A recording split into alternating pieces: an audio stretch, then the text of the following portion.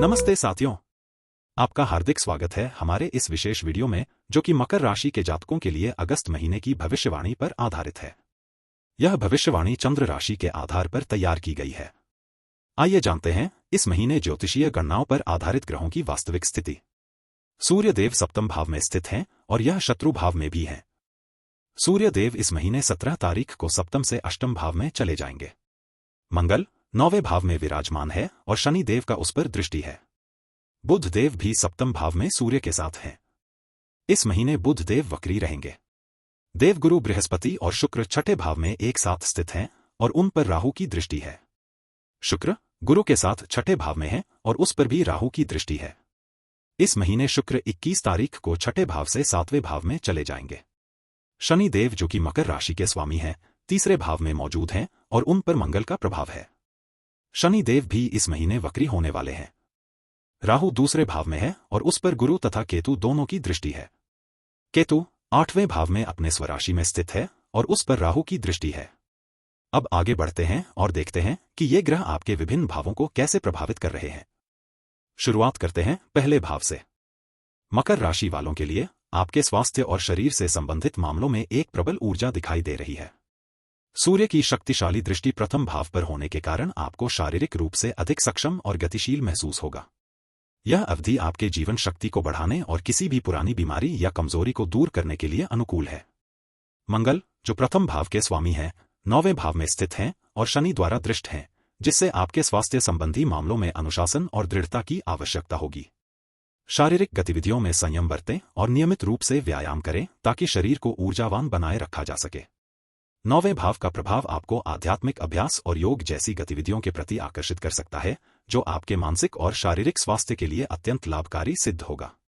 सूर्य की दृष्टि आपकी प्रतिरोधक क्षमता को मजबूत करेगी, जिससे आप बीमारियों से सुरक्षित रहेंगे। चलिए आगे बढ़ते हैं दूसरे भाव की ओर। आपके धन का मामला कुछ मिश्रित अनुभवों से गुजर रहा है। जहां एक ओर आपके प्रयासों को फल मिलेगा और आय में वृद्धि की संभावनाएं हैं, वहीं दूसरी ओर अप्रत्याशित खर्चों का सामना करना पड़ सकता है। परिवारजनों के सहयोग से आपको आर्थिक रूप से सहारा मिलेगा, जिससे वित्तीय स्थिरता बनाए रखने में मदद मिलेगी। विशेष रूप से जो लोग रचनात्मक क्षेत्र में काम कर रहे हैं, उन्हें अपने कौशल का प्रदर्शन करने और उससे लाभ कमाने का अवसर मिलेगा। यह समय आपके लिए बचत और निवेश पर ध्यान केंद्रित करने का भी उपयुक्त है, ताकि भविष्य में आर्थिक सुरक्षा सुनिश्चित की जा सके।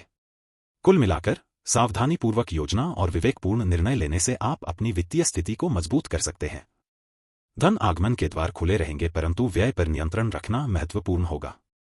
अब चलिए आगे बढ़ते हैं और देखते हैं कि ये ग्रह आपके तीसरे भाव को कैसे प्रभावित कर रहे हैं। यात्रा का अनुभव आपके जीवन में उत्साह और नवीनता लाने वाला सिद्ध होगा। कर्म फलदाता शनि की उपस्थिति यहां दर्शाती है कि आपकी यात्राएं आध्यात्मिक विकास और आत्मखोज से भरपूर होंगी। ये यात्राएं आपको नई परिस्थितियों और संस्कृतियों के प्रति खुलापन प्रदान करेंगी, जिससे आपका दृष्टिकोण विस्तृत हो जाएगा। मंगल की कमजोर स्थिति कुछ बाधाओं का संकेत दे सकती है, लेकिन बुध की उपस्थिति आपके संचार कौशल को मजबूत करेगी। इससे आपको यात्रा के दौरान दूसरों से आसानी से जुड़ने और आवश्यक सहायता प्राप्त करने में मदद मिलेगी। कुल मिलाकर यात्रा आपके जीवन में सकारात्मक बदलाव लाएगी और आपको नई ऊंचाइयों तक ले जाएगी। यह एक ऐसा समय है जब आप साहसिक कार्यों के लिए तत्पर रहेंगे और नए अनुभवों को अपनाने के लिए उत्सुक होंगे। अब चलते हैं चौथे भाव की तरफ। चतुर्थ भाव जो घर, संपत्ति और पारिवारिक सुख का प्रतिनिधित्व करता है। मंगल का कमजोर प्रभाव कुछ बाधाएं उत्पन्न कर सकता है।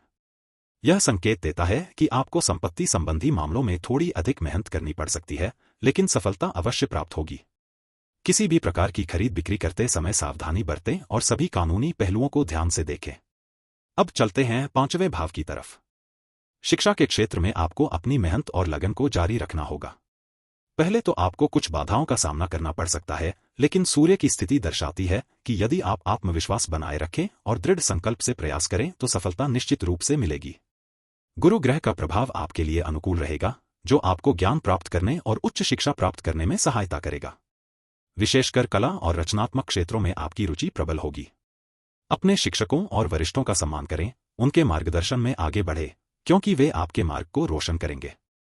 यह समय नई चीजें सीखने और अपनी क्षमताओं को विकसित करने के लिए बहुत उत्तम है। आलस्य से बचें और नियमित रूप से अध्ययन करते रहें, इससे आपको सफलता की प्राप्ति होगी। प्रेम संबंधों की बात करें तो रिश्तों में मधुरता बनी रहेगी। सूर्य का प्रभाव आपके प्रेम जीवन में उत्साह और रोमांस लाएगा। हालांकि थोड़ा सावधानी बरतने की आवश्यकता है ताकि किसी भी गलतफहमी से बचा जा सके। धैर्य और समझदारी से काम लें, जो आपको अपने प्रियजन के साथ अच्छा संबंध बनाए रखने में मदद करेगा। अपने साथी के प्रति वफादार रहें और विश्वास बनाए रखें। चलते हैं छठे भाव की तरफ। षष्ठ भाव में गुरु की प्रबल उपस्थिति आपके शत्रुओं पर भारी पड़ सकती है। यह स्थिति आपको विरोधियों से निपटने में सहजता प्रदान करेगी और उन्हें परास्त करने की क्षमता बढ़ाएगी। आपकी बुद्धि और रणनीति शत्रु को भ्रमित करने में सहायक होगी, जिससे वे कमजोर हो जाएंगे। यह स्थिति विशेष रूप से उन लोगों के लिए अनुकूल है जो व्यावसायिक क्षेत्र में प्रतिस्पर्धा का सामना कर रहे हैं, क्योंकि गुरु का प्रभाव आपको आगे बढ़ने में मदद करेगा। अहंकार या अति आत्मविश्वास से बचें ताकि शत्रुतापूर्ण परिस्थितियों को अनावश्यक रूप से न बढ़ाया जाए। अपने कार्यों में नैतिकता बनाए रखें तथा दूसरों के प्रति सम्मान प्रदर्शित करें। यह आपके लिए एक मजबूत रक्षा कवच साबित होगा। अब आइए सातवें भाव को देखते हैं। मकर राशि वालों के लिए विवाह और जीवनसाथी से संबंधित मामलों में एक रोमांचक समय आने वाला है। सूर्य का प्रबल प्रभाव आपके सप्तम भाव को ऊर्जा प्रदान कर रहा है, जो रिश्तों में उत्साह और चमक लाने की संभावना रखता है। यह अवधि नए संबंधों की शुरुआत या मौजूदा रिश्तों में गहराई लाने के लिए बहुत अनुकूल रहेगी। बुद्धिमान ग्रह बुध का शक्तिशाली प्रभाव संवाद और समझ को बढ़ावा देगा, जिससे जीवनसाथी के साथ सामंजस्य बना रहेगा। हालांकि सूर्य की गति 17 तारीख से सप्तम भाव से बाहर होने के कारण कुछ समय के लिए थोड़ी उथल-पुथल या अनिश्चितता महसूस हो सकती है। फिर भी बुध का 28 तारीख तक रहना रिश्तों को मजबूत करने में मदद करेगा। शुक्र, जो स्वयं सप्तम भाव के स्वामी हैं और छठे भाव में स्थित हैं, जहां उस पर राहु का प्रभाव पड़ रहा है, इस अवधि में कुछ चुनौतियां उत्पन्न कर सकता है, लेकिन सावधानीपूर्वक व्यवहार से इन्हें आसानी से पार किया जा सकता है। विवाह बंधन अधिक सुखद और संतोषजनक होगा। अब आइए आठवें भाव को देखते हैं। आपके जीवन में वित्तीय मामलों से संबंधित कुछ महत्वपूर्ण बदलाव आने की संभावना है, खासकर करों और बीमा के क्षेत्र में। आपके संसाधनों का प्रबंधन करते समय सावधानी बरतने की आवश्यकता होगी। हाल के परिवर्तनों के कारण आय और व्यय में संतुलन बनाए रखने के लिए एक सतर्क दृष्टिकोण अपनाने की सलाह दी जाती है। मंगल, जो इस भाव के स्वामी है, 9वें घर में स्थित होने से यह संकेत मिलता है कि आपके प्रयासों को फल मिल सकता है, लेकिन शनि की दृष्टि इसे थोड़ा चुनौतीपूर्ण बना सकती है। इसलिए किसी भी निवेश या वित्तीय निर्णय लेने से पहले अच्छी तरह से सोच विचार करें और विशेषज्ञों की सलाह लें। यह समय आपके लिए अपनी आर्थिक योजना को मजबूत करने और भविष्य के लिए बचत बढ़ाने का अवसर प्रदान कर रहा है। एक व्यवस्थित दृष्टिकोण अपनाने से आप अनिश्चितताओं का सामना आसानी से कर पाएंगे और वित्तीय स्थिरता प्राप्त कर सकेंगे। अब आइए 9वें भाव को देखते हैं। भाग्य का क्षेत्र आपके जीवन में महत्वपूर्ण भूमिका निभाता है और यह दर्शाता है कि आप अपने प्रयासों से कितनी सफलता प्राप्त कर पाएंगे। आपकी कुंडली में भाग्य का प्रतिनिधित्व करने वाला 9वां भाव मंगल के प्रभाव में है, हालांकि यह प्रभाव कम प्रतीत होता है। शनि, जो 9वां भाव के स्वामी हैं, गुरु हैं और वे षष्ठ भाव में स्थित हैं। गुरु की स्थिति बताती है कि आपके जीवन में धार्मिकता और नैतिक मूल्यों का महत्व बना रहेगा। आप अपने परिवार का नाम रोशन करने में सक्षम होंगे और समाज में सम्मान प्राप्त करेंगे।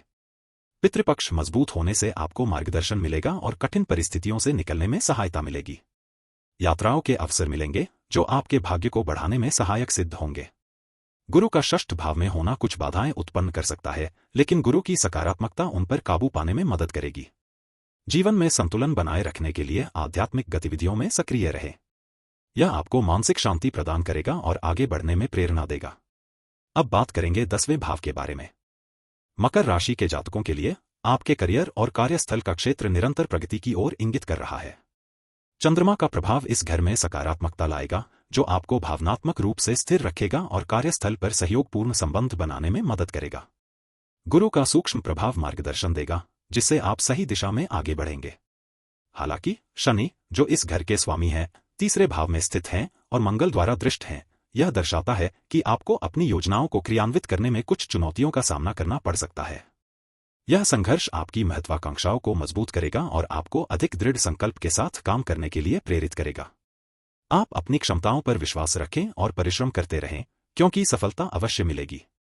नए अवसरों की तलाश में रहें और अपने कौशल को विकसित करने पर ध्यान केंद्रित करें। कार्यस्थल पर सम्मान और प्रतिष्ठा प्राप्त करने के लिए कड़ी मेहनत करना महत्वपूर्ण है। अब बात करते हैं 11वें भाव की। नेटवर्किंग के क्षेत्र में आपको धैर्य रखने और लगातार प्रयास करते रहने की आवश्यकता होगी। शनि की उपस्थिति एक धीमी लेकिन स्थिर प्रगति का संकेत देती है। आपके संबंध धीरे धीरे मजबूत होंगे, लेकिन ये लंबे समय तक टिकने वाले साबित होंगे। मंगल का प्रभाव आपको अपने लक्ष्यों को प्राप्त करने के लिए ऊर्जा और दृढ़ संकल्प प्रदान करेगा। नए संपर्क बनाने में आपको कुछ चुनौतियों का सामना करना पड़ सकता है, लेकिन अपनी मेहनत और ईमानदारी से आप सफलता प्राप्त करेंगे। लोगों के साथ जुड़ने के लिए छोटे छोटे अवसरों का लाभ उठाएं और धीरे धीरे अपना नेटवर्क बढ़ाएं। इस भाव में शनि की स्थिति आपके प्रयासों को ठोस और विश्वसनीय बनाएगी। चलिए अब अंतिम भाव यानी कि 12वें भाव की ओर देखते हैं। मंगल की कमजोर दृष्टि इस भाव पर पड़ने से नींद संबंधी कुछ परेशानियां आ सकती हैं, खासकर यदि आप पहले से ही किसी प्रकार की तनावपूर्ण स्थिति में हों। हालांकि गुरु का शक्तिशाली प्रभाव एक मजबूत ढाल की तरह काम करेगा और आपको शांत रहने में मदद करेगा। यह आपके मन को स्थिर रखने और गहरी, आरामदायक नींद लाने में सहायक होगा। खर्चों की बात करें तो यह भाव बताता है कि आपके खर्चों में वृद्धि हो सकती है। शुक्र की दृष्टि इस भाव पर पड़ने के कारण आप कला, सौंदर्य या यात्रा जैसे सुखों पर अधिक खर्च करने के लिए प्रेरित महसूस कर सकते हैं। हालांकि गुरु का प्रभाव आपको समझदारी से खर्च करने और अनावश्यक व्यय से बचने में मदद करेगा। यह महत्वपूर्ण है कि आप अपनी वित्तीय योजनाओं को ध्यानपूर्वक बनाए रखें और बचत को प्राथमिकता दें। अचानक आने वाले खर्चों के लिए तैयार रहना भी बुद्धिमानी होगा, ताकि कोई आर्थिक संकट न आए। साथियों, ज्योतिष शास्त्र हमें न केवल भविष्य जानने का, बल्कि उसे सुधारने का भी मार्ग दिखाता है। आपका दिल से धन्यवाद कि आपने हमारे इस वीडियो को अंत तक देखा। आपका साथ और समय हमारे लिए बहुत महत्वपूर्ण है। कृपया अपने कीमती सुझाव और प्रतिक्रिया जरूर दें, ताकि हम भविष्य में और बेहतर सामग्री ला सकें। अगर आपको यह वीडियो पसंद आया हो तो इसे लाइक और सब्सक्राइब करना न भूलें। अगली बार फिर मुलाकात होगी एक नई जानकारी के साथ। तब तक के लिए नमस्कार।